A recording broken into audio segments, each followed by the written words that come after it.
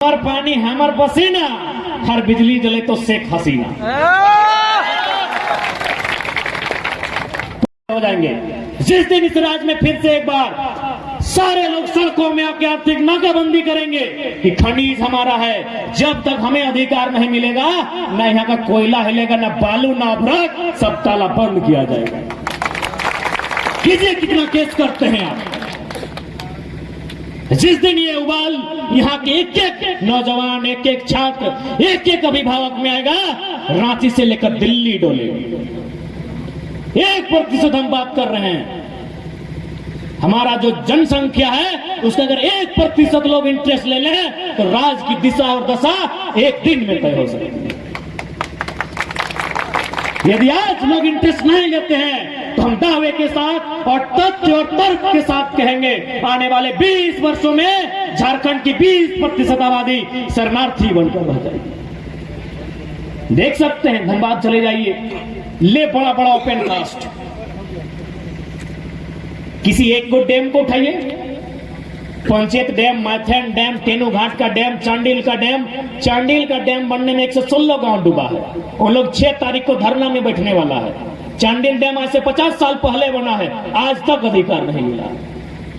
तो इसलिए झारखंड है, आप इस गुमान में कतई मत रहिए कि हम तो बरगद के पेड़ के नीचे मेरा गांव है, सुंदर सुंदर आम है, सुंदर सुंदर पीपल का पेड़ है, छोटा छोटा नदी नाला है। इस गुमान में कभी मत रहिए, क्योंकि जो गांव आज डूबे हैं, एक एक झटके में, एक एक कानून में 150 गांव डूबा है।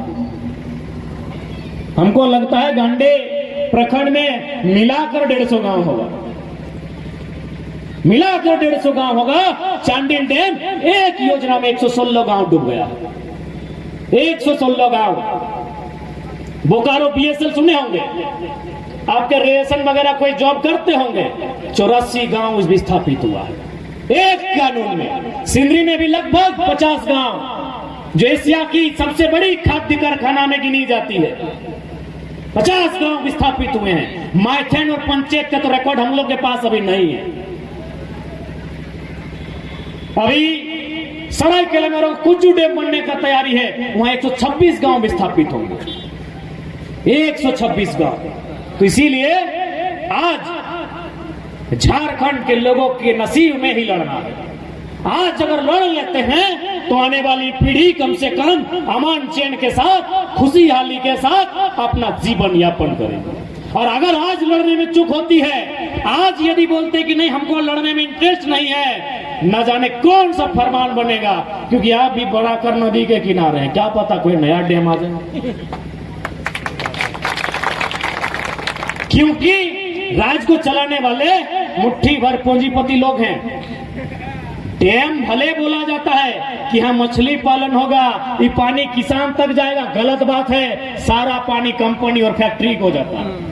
तो जिस दिन मुख्यमंत्री के किसी रिलेशन का या प्रधानमंत्री के उसी बेटे का मन आया कि यहाँ फैक्ट्री खोला जाए, नदी को टेका जाए, न जाने कितना गांव डूबेगा, कोई जानकारी नहीं। अब आप कहेंगे कैसे? गोड्डा उदाहरण है।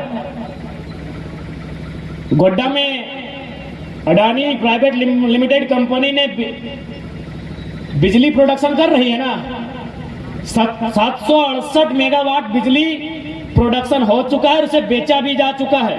किसको? बांग्लादेश को। हमार पानी हमार पसीना, हर बिजली जले तो शेख हसीना। पानी हमार, टप टप टप टप पसीना हमार, बिजली बनते हमार जमीन में, और बल जले तो बांग्लादेश के महारानी। पूरा दुनिया में ऐसा अन्याय कहीं नहीं हो रहा है। अडानी प्लांट का हम लोग थोड़ा सा स्टडी किए कि झारखंड आने से पहले ये प्लांट कहां बसने वाला था। उड़ीसा में जमीन मांगा गया, उड़ीसा में जमीन नहीं मिला। बंगाल में जमीन मांगा गया, बंगाल में जमीन नहीं मिला। कहे नहीं मिला? न बोला कि सब बिजली इंटरनेशनल कंपनी है, विदेश को बेचेंगे। उन लोग बोलेगा तो विदेश को बेचेगा तो विदेश में कंपनी खोलेगा। यानी बेवकूफ कौन? झारखंड के लोग। और सबसे ताज्जुब की बात, गोड्डा का टेम्परेचर 40 डिग्री है, यानी मुट्ठी भर मुट्ठी भर लोगों को फायदा पहुंचाने के लिए ये सरकारें प्रतिबद्ध है। कुछ भी करेंगे, ये कुछ प्रतिशत लोगों को फायदा पहुंचाने के लिए ये लोग कुछ भी करेंगे। इंसान रहे नहीं रहे कोई फर्क नहीं पड़ता है। बड़े बड़े मंचों में जब जाएंगे तो दुनिया को विश्व गुरु, महागुरु, महाशक्ति होने का संदेश देंगे, लेकिन जैसे ही देश में आते हैं 1% लोगों के लिए सारा साधन संसाधन बेचने का काम करते हैं। इसलिए आज ये जो लड़ाई है, ये लड़ाई प्रत्येक झारखंड की है। 1932 संवैधानिक है कि नहीं? जल्लीकट्टू को उदाहरण दिए कि हाईकोर्ट सुप्रीम कोर्ट कुछ भी मायने नहीं रखता है। अरे जब जनसंख्या बाढ़ की तरह सड़क पे आ जाएगी ना तो अच्छा कानून बदलता है। कोई मायने नहीं है कानून का। कानून किसके लिए है? इंसान के लिए। भगवान और भूत के लिए कानून नहीं बनता है। जनता के लिए कानून बनता है, जनता के लिए बनता है। तो जनता मांग क्या रही है उसको जानना चाहिए। और किस कानून की दुहाई देते हैं भाई? इससे पहले मंत्री लोग एम्बेसडर में चलता था। अभी हाल फिलहाल उससे कुछ दिन पहले फॉर्च्यूनर दिया गया, फिर BMW ओडी में आया है। कौन कानून की आप बात करते हैं? कानून आपकी इच्छा पे टिका है। जब मन किया कानून बदल गया। तो ठीक उसी प्रकार इस कानून को अगर बदलना है, लागू करना है, तो एक जनता की बहुत संख्या को शक्ति प्रदर्शन करना होगा, तब जाके लागू होगा। और स्पष्ट शब्दों में लोकतंत्र यानी मूड़ी की संख्या, गर्दन की संख्या ही लोकतंत्र को तय करती है कि आपके पास गर्दन की संख्या क्या है। अब थोड़ा सा लॉजिकली बात करते हैं कि 1932 जो बार बार इस बात को दोहराया जाता है, भ्रम में रखा जाता है कि भाई संवैधानिक है कि नहीं है। सबसे पहला बात तर्क ये देते हैं बाहर के लोग कि 1932 तो अंग्रेजों के टाइम का है। एक सीधा सा जानकारी आपको हम बताना चाहेंगे। इसी भारतीय संविधान आर्टिकल 368 के अनुसार, जिसमें लिखा है संशोधन, यानी 368 के अनुसार भारतीय संविधान में संशोधन होता है। 66वां संशोधन 1990 में हुआ था। और CNT जो 1908 का कानून है उसका 3 अध्याय, अध्याय 8, अध्याय 10, अध्याय 18 1990 में शामिल किया गया था। इसी आजाद भारत में संविधान में संशोधन करते हुए इसी CNT जो 1908 का कानून है उसे भारत के संविधान में ऐड किया गया है। हम तो 1932 मांग रहे हैं। आज जिस संविधान से भारत देश चल रहा है ये कहां से लिया गया है?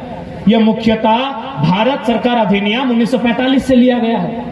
1935 तो 35 का कानून चल सकता है, 32 नहीं चलेगा।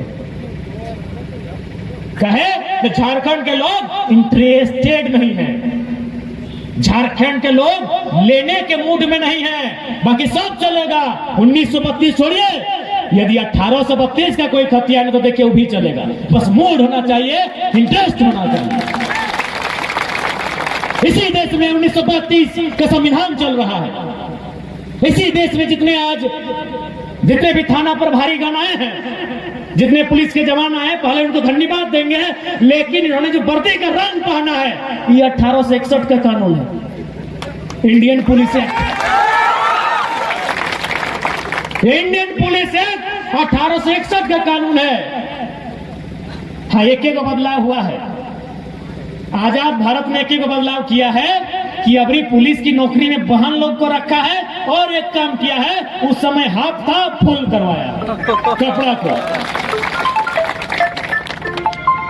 बाकी सब कानून चलता है। अभी माननीय थाना प्रभारी महोदय आए हैं, उनसे जाके सवाल किया जाए कि 107, 307, 302, 353, 188, 388 जो भी है ये कब का कानून है भाई? आप जनता है, आपको जानने का अधिकार है। माननीय थाना प्रभारी आए हैं, शायद मुस्कुरा भी रहे, उनसे पूछ लिया जाए, उनसे पूछा जाए कि 107, 307, 302 ये कानून कब का बना है? ये 1860 का कानून है। इंडियन पेनल कोड, भारतीय दंड संहिता, ताजीरात हिंद, 1860 का कानून चलेगा, 1932 नहीं चलेगा। कहे न झारखंड के लोग इंटरेस्टेड नहीं है और मूड में नहीं है। जिस दिन मूड में आ जाएंगे, अरे अंग्रेज छोड़िए, मुगल काल का कानून चलेगा। अरे इंडिया के लोग क्या है आपका बताइए ना, क्या आपका है बताइए। रेल आपका नहीं, एरोप्लेन आपका नहीं, मोबाइल आपका नहीं, टेलीफोन आपका नहीं, कंप्यूटर आपका नहीं, टीवी आपका नहीं, अरे सुई आपका नहीं, सब तो अंग्रेज दिखा के गया है। यदि अंग्रेजों से इतना ही दिक्कत है तो चलिए पहला काम कीजिए, रेल पटरी हम लोग का बहुत जमीन लिया, उखाड़ के फेंक दीजिए, हटाइए। यदि अंग्रेजों से इतना ही दिक्कत है तो अंग्रेजों का कोई नामो निशान इस देश में नहीं रहना चाहिए। क्या दम है भारत की गवर्नमेंट में? दम है? कोई भी गवर्नमेंट में दम है कि अंग्रेजों की निशानी को हटा देगा? सब चलेगा, पूरा इंडिया में चलता है, खाली झारखंड में नहीं चलेगा। क्या कि यहाँ 40% खनिज है रे, नदियों में खनिज है, पहाड़ों में है और गछवा का जरियों में है। यही इन लोग का नजर है। यदि इस राज्य में खनिज संपदा नहीं होती, हम लिख के बोलते हैं यहाँ एक आदमी नहीं आता, ना कंपनी आता, ना कोई बाहरी आता, ना कानून बनने से रोकता, बस खनिज संपदा को लूटने के लिए। जिस दिन यहाँ खनिज साफ, झारखंड खंडहर बन जाएगा, धुआं धुआं नजर आएगा, बस झारखंड वीरान रहेगा।